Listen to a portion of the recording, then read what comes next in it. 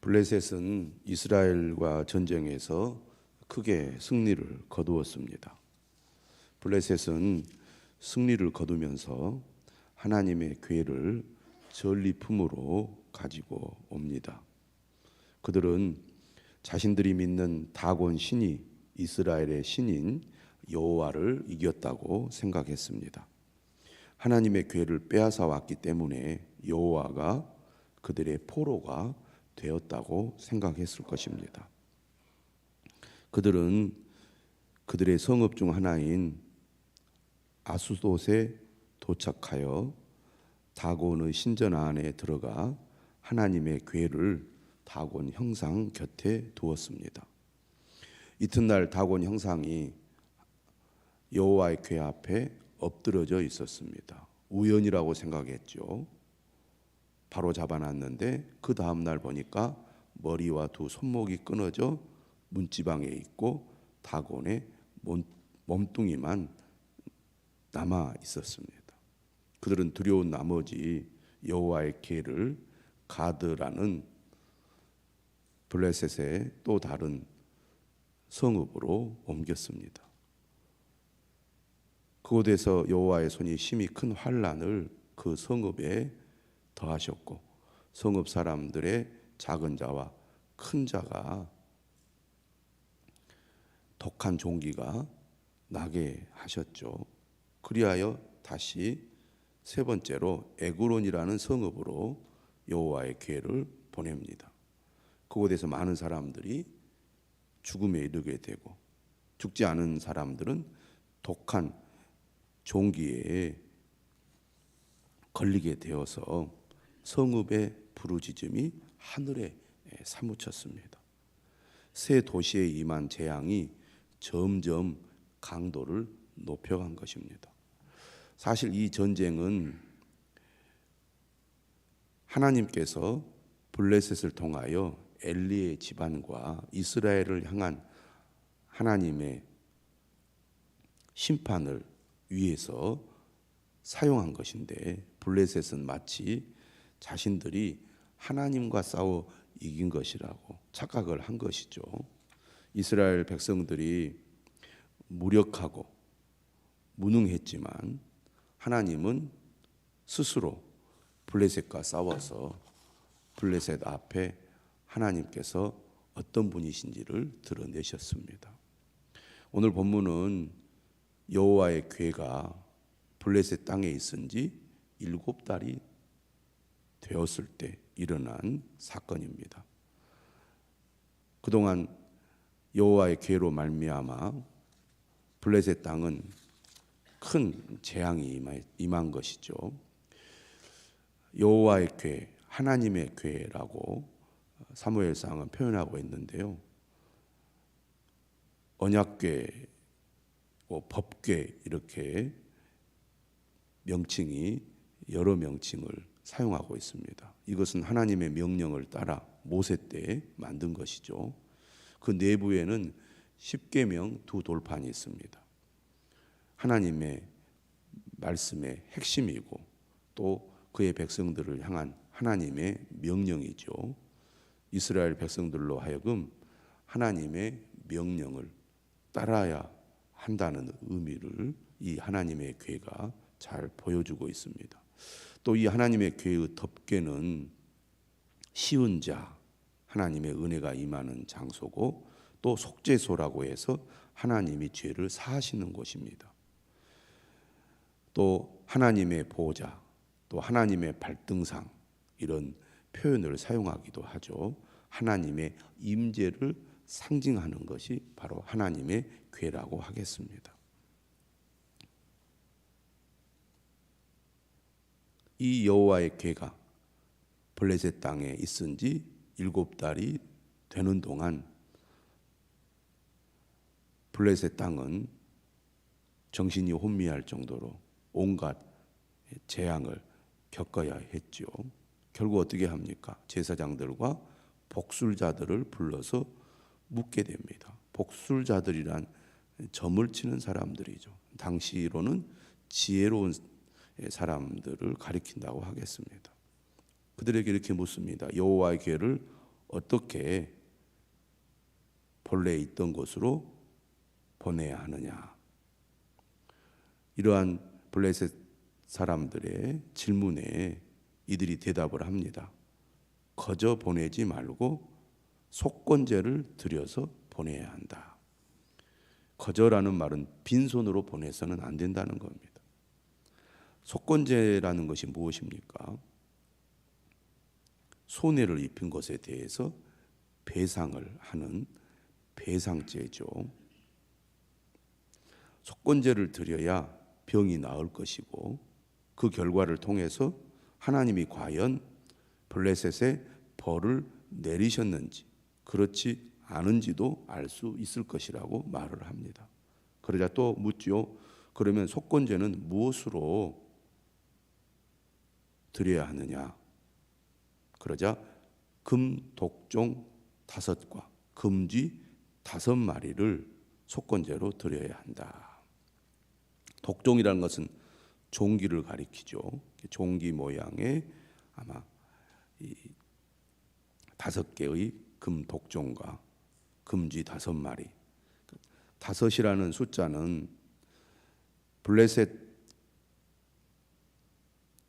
나라가 5개의 성읍으로 구성되어 있고 그 5개의 성읍을 다스리는 방백들이 있기 때문에 5 성읍을 대표해서 그리고 5 방백들을 대표해서 이렇게 금독종 5과 금쥐 5마리를 속건제로 드리도록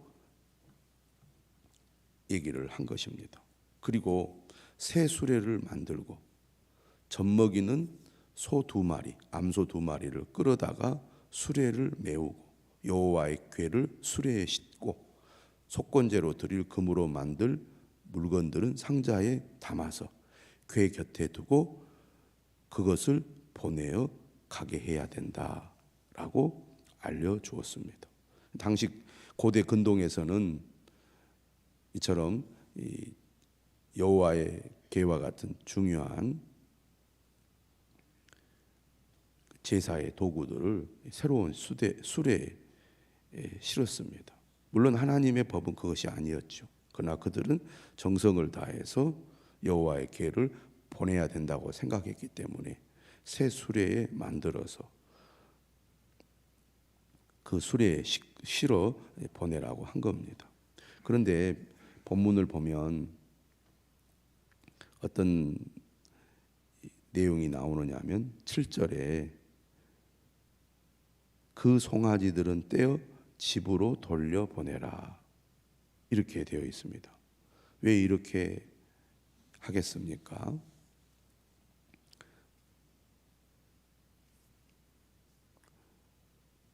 젖을 먹이는 어미 소가 새끼들을 떼어 놓으면 본능적으로 이 암소들이 새끼가 있는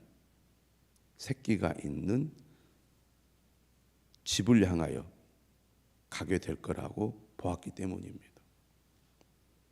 그런데 만약 그렇게 본능적으로 젖을 달라고 우는 새끼들을 향하여 가야 하는 이 암소들이 새끼들을 향하여 가지 않고 이스라엘 땅인 베스메스로 간다면 그것은 바로 하나님께서 언약궤 여호와의 궤로 말미암아 블레셋 땅에 벌을 내린 것이 확실한 것이고, 만약에 소가 그리 가지 않고 새끼들이 있는 곳으로 다시 되돌아온다면 그것은 하나님이 블레셋에 벌을 내린 것이 아니라 블레셋 땅에 임한 재앙이 우연히 일어난 것이다. 그렇게 판단할 수 있다. 그런 계산으로 젖먹이는 소 2마리를 끌어오게 하고 새끼들은 떼어놓게 한 것입니다. 그런데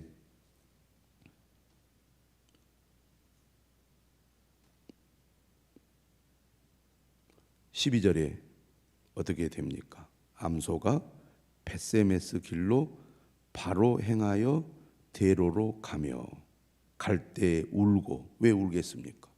새끼 소들과 떼어놓았기 때문에 울었다는 얘기입니다.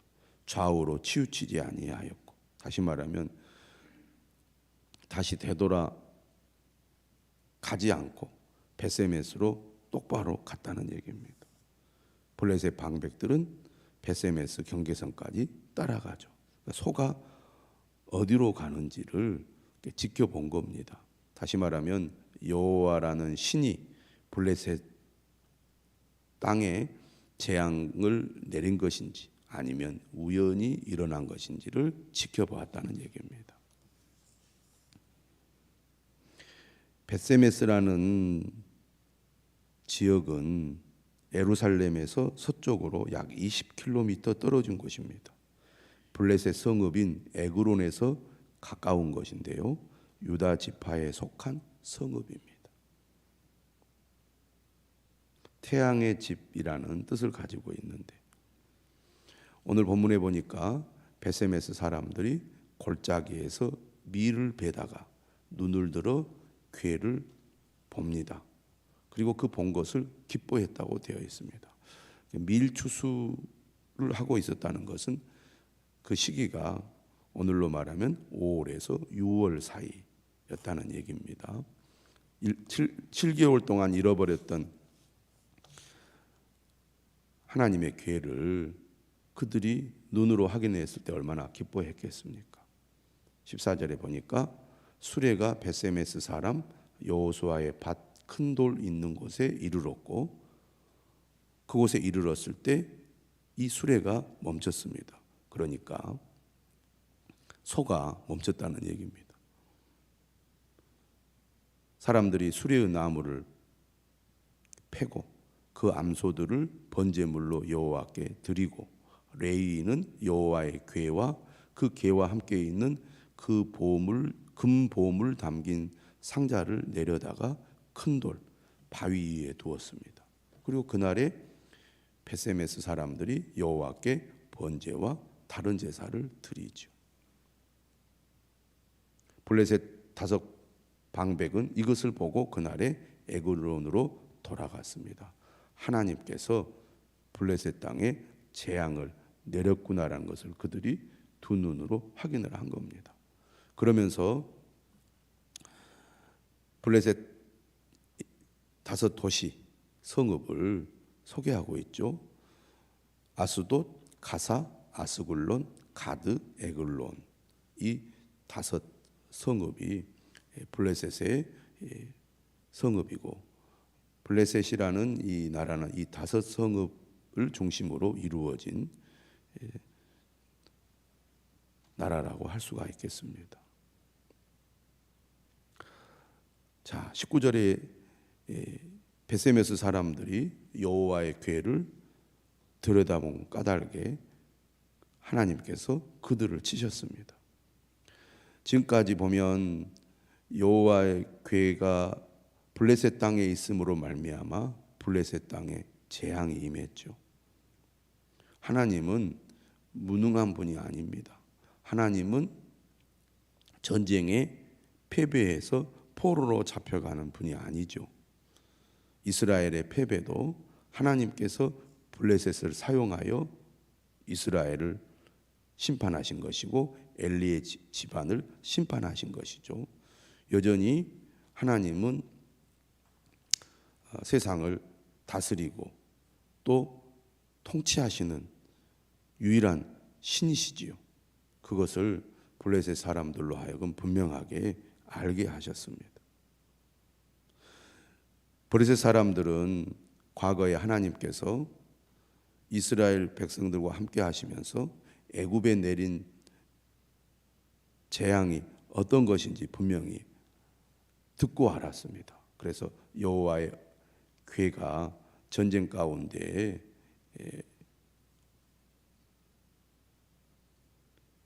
오게 되자 그들이 두려워하지 않았습니까? 그런데 그들이 이스라엘과의 전쟁에서 이기니까 하나님이라는 분도 별것 아니구나 이렇게 생각을 했던 거죠.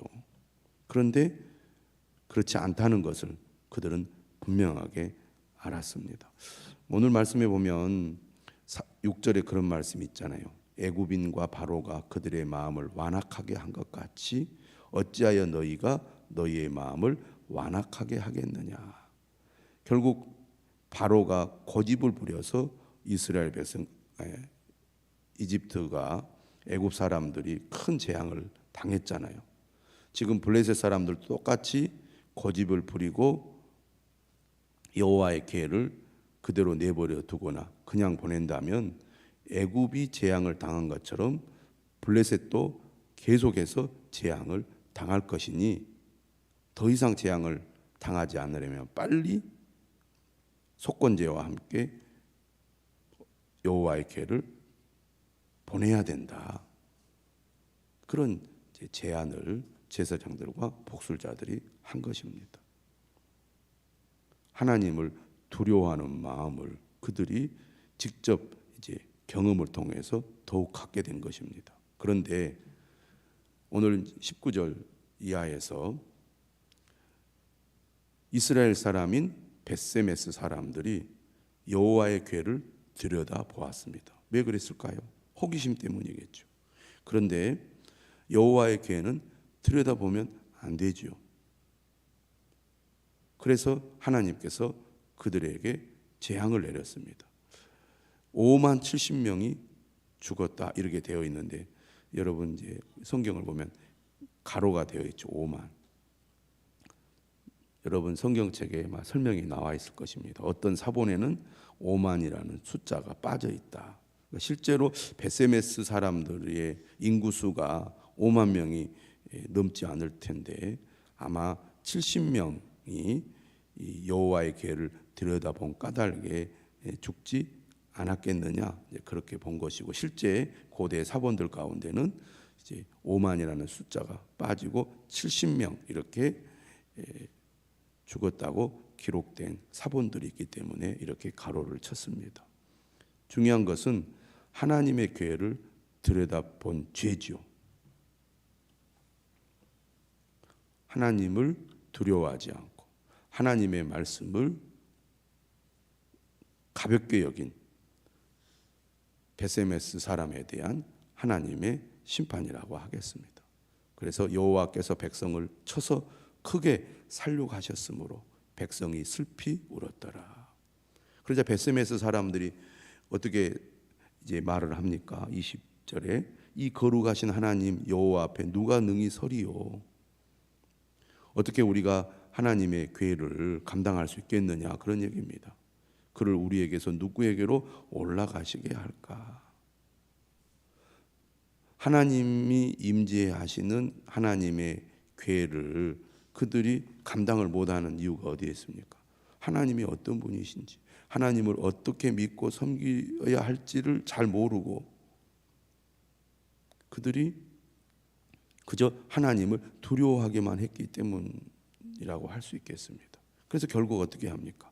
기럇 여야림 주민에게 보내기로 결정을 한 겁니다. 기럇 여야림은 해발 700m에 있는 지역인데요. 숲의 성읍이라는 뜻을 가지고 있습니다. 벳세메스에서 동북쪽으로 약 14km 떨어진 곳입니다. 결국 이 여호와의 궤가 산에 사는 아비나답의 집에 이르게 되었고 그의 아들 엘리아사를 거룩하게 구별하여 여호와의 궤를 지키게 했습니다. 그곳에 몇 년이나 있게 됩니까? 20년 동안 있게 되지요. 그리고 20년 동안 이스라엘은 온 족속이 여호와를 사모했다. 이렇게 오늘 말씀이 끝이 나는데요. 20년 동안이란 것은 사무엘의 회개 운동이 일어나기까지 20년 기간 동안 이스라엘 온 족속이 여호와를 사모했다는 얘기입니다. 여기서 사모하다는 말은 애곡하다는 뜻을 가지고 있는데요. 울며 사모한 것을 나타낸다고 하겠습니다. 하나님이 임재하시는 하나님의 궤가 실로에 있는 성막에서 떠나서 20년 동안 기럇 여아림에 있는 아비나답의 집에 머물러 있었다는 것입니다. 그만큼 이스라엘은 이 사사 시대의 이 끝자락에서 혼란스러운 상황에 있었고, 엘리의 집안은 결국 심판을 받고 새로운 왕정의 시대로 넘어갈 수밖에 없는 그런 상황이었다는 것입니다. 하나님을 바르게 알고 바르게 믿어야 되는데 그렇지 못한 매우 혼란스러운 상황을 잘 묘사한다고 하겠습니다. 오늘 우리도 하나님의 말씀을 따라 바른 믿음 위에 서지 않으면 이처럼 혼란스러운 세상 속에서 이랬다 저랬다 하기가 쉽습니다. 말씀을 따라 겸손한 마음으로 하나님을 가까이 하고 하나님을 의지하는 사람이 되어야 할 것입니다. 오늘 하루도 하나님께서 우리 성도들과 함께 하시고 또 우리의 간절한 기도에 은혜 주시기를 바랍니다. 기도하겠습니다. 하나님